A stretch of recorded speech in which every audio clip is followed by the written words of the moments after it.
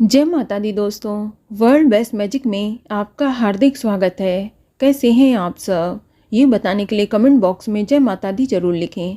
दोस्तों, आज हम आपको इस वीडियो में बताने जा रहे हैं कि पुराणों के अनुसार शिवलिंग पर चढ़ा हुआ बेलपत्र खाने से क्या क्या फ़ायदा होता है। शिवलिंग पर चढ़ा हुआ बेलपत्र खाने से आपको क्या लाभ मिलेगा।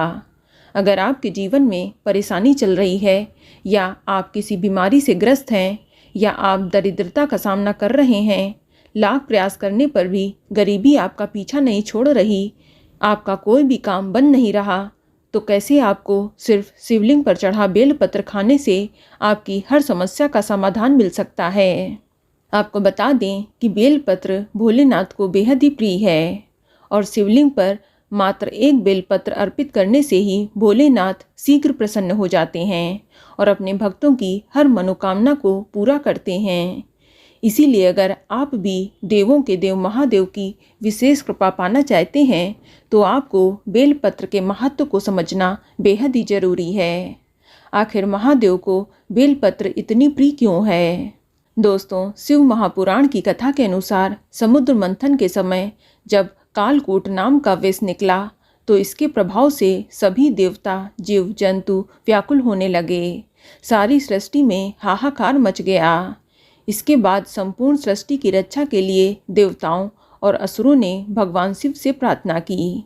तब भोलेनाथ ने इस विष को अपनी हथेली पर रखकर पी लिया। विष के प्रभाव से स्वयं को बचाने के लिए उन्होंने इसे अपने कंठ में ही धारण कर लिया, जिस कारण शिव जी का कंठ नीला पड़ गया और इसीलिए महादेव को नीलकंठ कहा जाने लगा। वहीं विष की तीव्र ज्वाला से भोलेनाथ का मस्तिष्क गर्म हो गया। ऐसे में देवताओं ने शिव जी के मस्तिष्क की गर्मी को शांत करने के लिए उन पर जल उलेरना शुरू कर दिया और ठंडी तासीर होने की वजह से बेलपत्र भी उनके मस्तिष्क पर चढ़ाने लगे। बेलपत्र का लेप शिव जी के मस्तिष्क पर किया गया और बेलपत्र के जल से शिव जी का स्नान कराया। तब से ही शिव जी की पूजा बेलपत्र से करनी शुरू हो गई। इसीलिए शिव जी बेलपत्र से पूजा करने वाले भक्त पर अपनी असीम कृपा बरसाते हैं। आप भी अपनी मनोकामना की पूर्ति के लिए शिवलिंग पर बेलपत्र जरूर चढ़ाएं। आपको बता दें कि बेलपत्र 6 महीने तक बासी या पुरानी नहीं होती। इसे आप एक बार शिवलिंग पर चढ़ाने के बाद धोकर पुनः शिवलिंग पर चढ़ा सकते हैं। कई बार बेलपत्र उपलब्ध नहीं हो पाती तो आप बेलपत्र का चूर्ण भी शिवलिंग पर चढ़ा सकते हैं। आपको बता दें कि शिव महापुराण के अनुसार शिवलिंग की बीच की पत्ती में स्वयं महादेव शिव का वास माना जाता है और बाकी की 2 पत्तियों में ब्रह्मा और विष्णु का वास माना जाता है। और जो बीच की लकड़ियाँ जिससे तीनों पत्तियां जुड़ी हैं, वहाँ पर माँ पार्वती, माँ सरस्वती और माँ लक्ष्मी का वास माना जाता है और नीचे की लकड़ी में 33 करोड़ देवी देवताओं का वास माना गया है। इसीलिए एक बेलपत्र का पत्ता बहुत ही शक्तिशाली और चमत्कारी होता है। इसके अलावा आपको बता दें कि बेलपत्र में कई सारे औषधि गुण भी होते हैं। इसीलिए शिवलिंग पर चढ़ी बेलपत्र खाने से कई सारे रोगों से छुटकारा मिलता है। बड़े से बड़े रोग से भी मुक्ति मिल जाती है। साथ ही शिवलिंग पर चढ़ी बेलपत्र खाने से मनोकामनाओं की भी पूर्ति होती है। शिवलिंग पर चढ़े बेलपत्र को खाने से मधुमेह यानी डायबिटीज की बीमारी से भी छुटकारा मिलता है।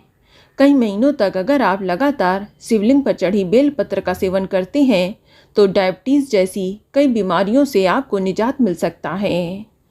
इसके अलावा शिवलिंग पर रोज बेलपत्र चढ़ाने से सभी समस्याएं दूर हो जाती हैं।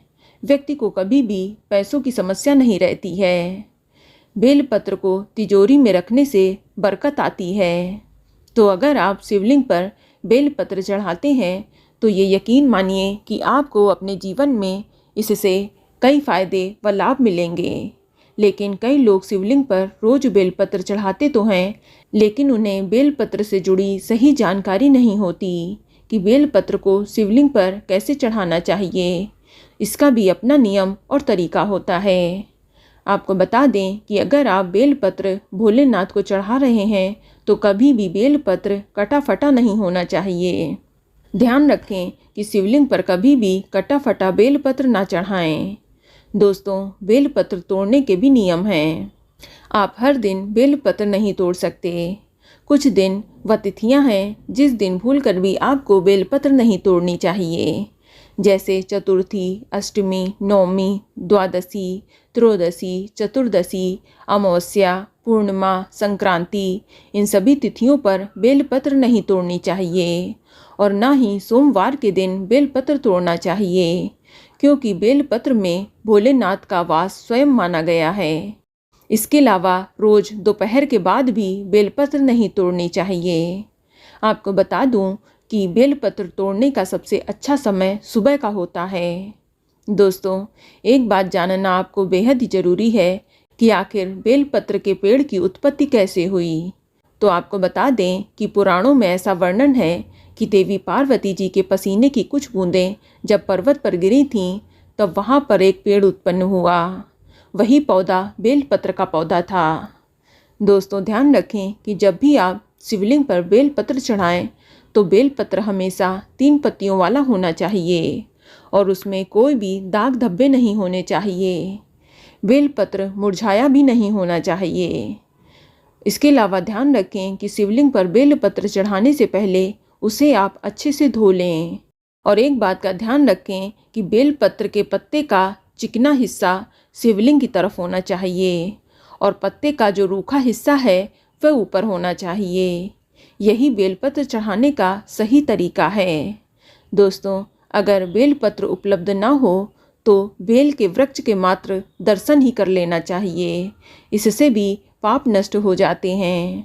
तो दोस्तों, शिवलिंग पर चढ़ा बेलपत्र खाने से अनेक लाभ मिलते हैं। अगर आप किसी रोग से पीड़ित हैं तो आपको शिवलिंग पर चढ़ी बेलपत्र जरूर खानी चाहिए। शरीर में कितने ही रोग हों, बेलपत्र खाने से उसमें राहत मिलती है। बेलपत्र खाने से आपको बहुत पॉजिटिव एनर्जी भी मिलती है। साथ ही धन संबंधी समस्याओं से भी निजात मिलता है। आपको बता दें कि शिवलिंग पर चढ़ा बेलपत्र खाने से शिव धाम की प्राप्ति होती है, यानी मोक्ष की प्राप्ति होती है। तो दोस्तों, अगर आप शिवलिंग पर चढ़ा हुआ बेलपत्र खाते हैं तो इससे आपको अनेक लाभ होंगे। आपके जीवन की हर समस्या का हल है शिवलिंग पर चढ़ा बेलपत्र। तो बोलो शंकर भगवान की जय, माँ पार्वती की जय। तो दोस्तों, ये जानकारी आपको अच्छी लगी तो कमेंट में ओम नमः शिवाय, हर हर महादेव या श्री शिवाय नमस्तुभ्यम जरूर लिखें। और अगर आपका कोई सवाल है तो उसे कमेंट बॉक्स में अवश्य पूछ लें। और इस वीडियो को लाइक करें, शेयर करें और साथ ही साथ चैनल को सब्सक्राइब करें। धन्यवाद।